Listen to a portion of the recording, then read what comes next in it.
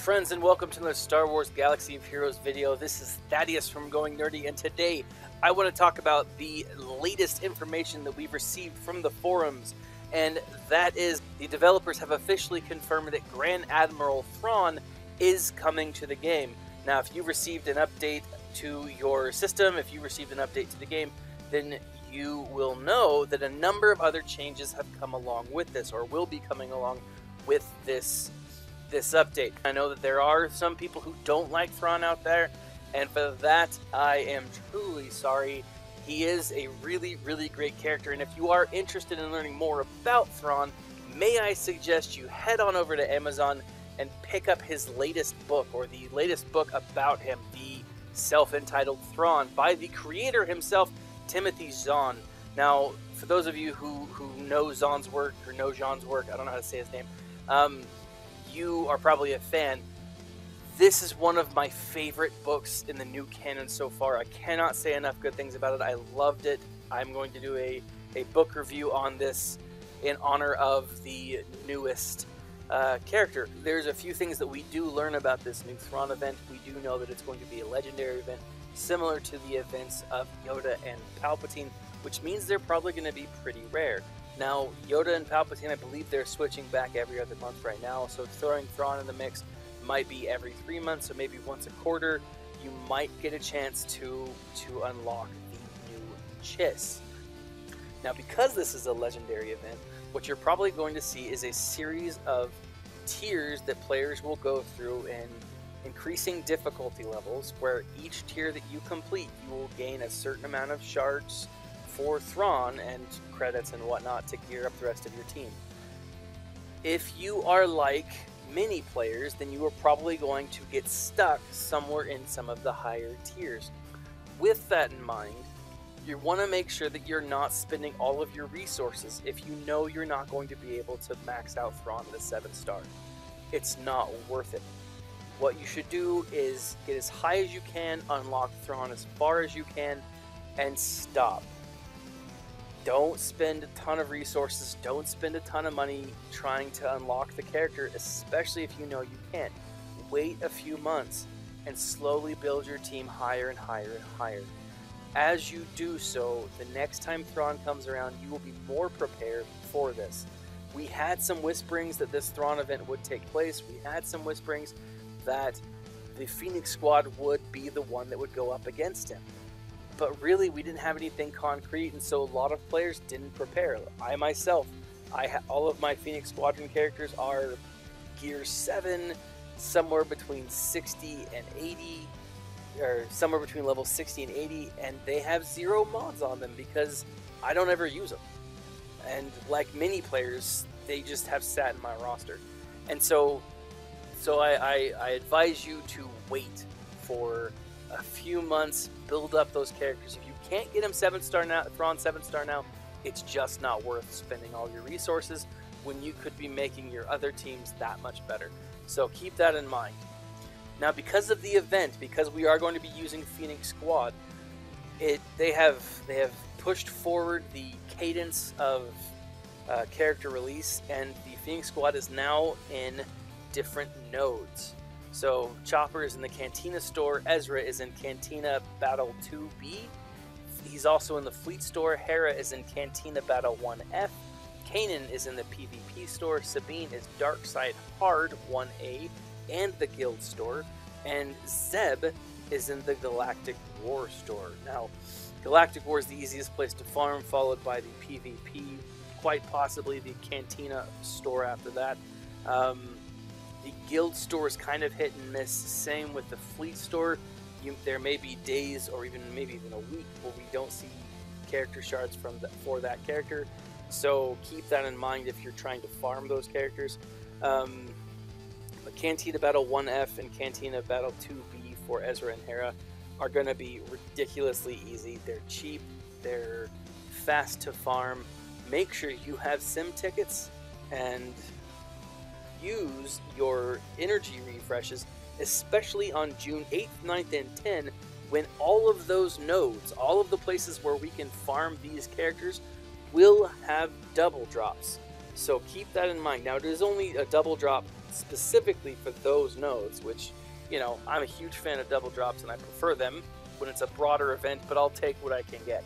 So over the next few days, it's not a bad idea to just halt what you're doing, spend 3 days farming just as hard as you can these characters, prepare the best you can, because on June 9th, the next Flash event is up. Now, it's going to be similar to the way that the other Flash event ran. They may have made some tweaks based off feedback and other things that they learned from the last event. I wouldn't be surprised by that. But what you can expect is 4 potential events running throughout the day, probably at similar times as they launched last time. You can beat 1 battle per reset. So always start as high as you think you can go. You can have as many attempts until you beat that battle, but once you beat that battle, that is it for that until the next reset. So keep that in mind. But make sure that you unlock as much as you possibly can. If this is similar to the last event, the very first time that you unlock or you beat a tier, you are going to get bonus materials, bonus things. I would suggest you do that as quickly as possible and then farm what you need the most. So that will run from June 9th until 12th, the 15th, 18th, 21st, 24th, 27th, and 30th.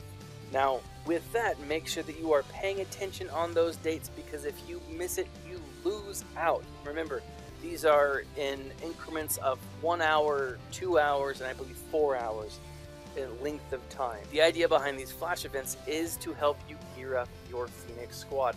Now, since the last Flash event does end on the 30th, maybe we will see on the 30th or even the 1st of July the Thrawn event enter into place. Maybe it'll wait till the July 4th weekend, which would make sense, right? You have, for those of us in the United States, you have that big 4th of July weekend. It's a celebration. People are excited. People are maybe a little tipsy, and hey, you know, they might spend a little extra money on those days when they're a little intoxicated celebrating freedom in America.